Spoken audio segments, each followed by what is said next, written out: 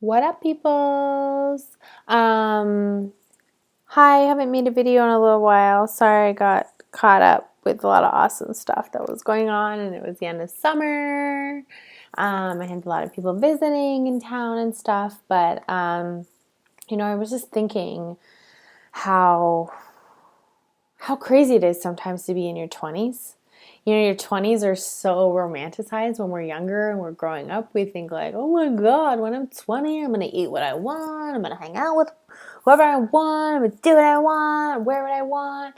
It's like it represents freedom to us when we're younger, right? Because we're kind of like suppressed by like the school system and by our parents and stuff like that. And then we get into our 20s or we get into even like 18, 19. And it's like, oh, crap. There is a lot of pressure to figure out what the hell am I going to do with my life? Who am I? What am I going to be? That is such a huge question. What am I going to be? Even when we're little, we're like, what am I going to be when I grow up? What kind of question is that? Like, you just are who you are, right? How can we define ourselves by like a thing? Like, isn't it weird how in school we take these tests that we fill out all these things and it tells us like what we should be? Like, I think one of mine was like a chef, and my brother's a chef, and if you ask him if I should be a chef, he would laugh his ass off at you. I always say I make quantity, not quality. I make a lot of food because if you haven't seen my husband, he's what I call the beast. He's ginormous and he's not fat, like he's like ripped. And yeah, I constantly have to feed the beast. It's like watering a garden. But I don't cook quality. I don't follow the rules and stuff like that. So who thought I should be that? Like, that's weird. And who wants to be just one thing? Like, aren't we super diverse and we have all these beautiful like directions that we could possibly go in? But how do you figure out, okay, I'm getting sidetracked. How do you figure out what you're supposed to be in life and what you're supposed to do and what your destiny and your purpose and stuff is? So, sometimes when you're growing up or you're going through school or you're just being mentored by different people in life, you'll have somebody who maybe it was just such a brief amount of time, but they said a few things to you. They had a conversation. You shared a lunch. They gave you a lesson, and it just like it hits you and it sticks with you. I always remember I went to school for fashion design in Toronto, and I had this teacher. I don't even remember what she taught, honestly. It was like a 3-month course. It was like super short. I remember her name was Jill. Hey, Jill, if you ever see this. And she was talking about combining your passions. And she made us write out a list of our top 10 things that we just love doing. Like, don't think about money. Don't think about a career. Like, what are the top 10 things? Like, you could do them every day. You absolutely love them. Like, for me, it's like painting, designing, dancing, hanging out with my friends, coaching people on stuff because I love teaching. When I was growing up, I loved teaching dance and stuff. Just whatever. Just write out a list of like 10 things you love. Travel, maybe it is cooking, movies, books, like writing. What are 10 things that you just absolutely love? And then picking 3 of them and doing all these different groups of them, but picking like groups of 3 and grouping them together and thinking, how could I tie 3 together at a time and make it something?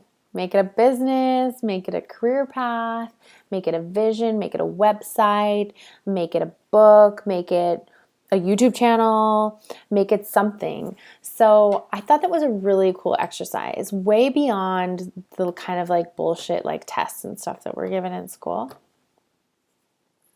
But more of this, like your heart, your soul, your spirit, and then just a beautiful creative side of your mind. Also dealing with the logical side of like, how can I take these passions and logically lace them together to make something that works for you? Because I really think that we're supposed to be like lit up, happy with where we're headed in life. Does that mean you're always lit up, happy, enjoying and smiling and giggling and there's rainbows and unicorns coming out of your ass while you just like drive into the sunset? Absolutely not. Life is hard knocks. I don't care like where you were born in, what family, The richest person and the poorest person struggle. That's life.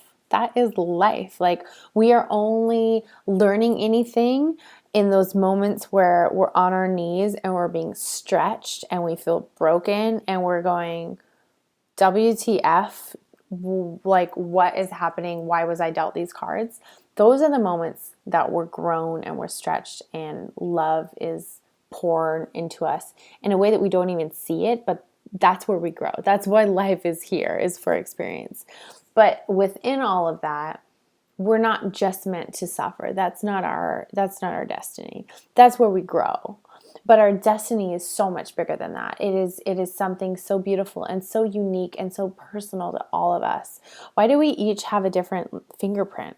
Like, how freaky is that? Like, how do we each have a totally different pattern on our fingers? And it identifies us as a person. It's because our soul imprints on our body. This is like our car, right? And our spirit, our soul that is eternal, is the driver. And it is born into this body with specific mission and purpose. So what is that for you?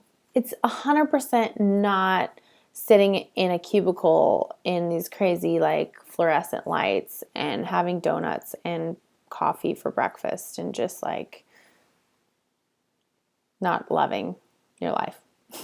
Okay.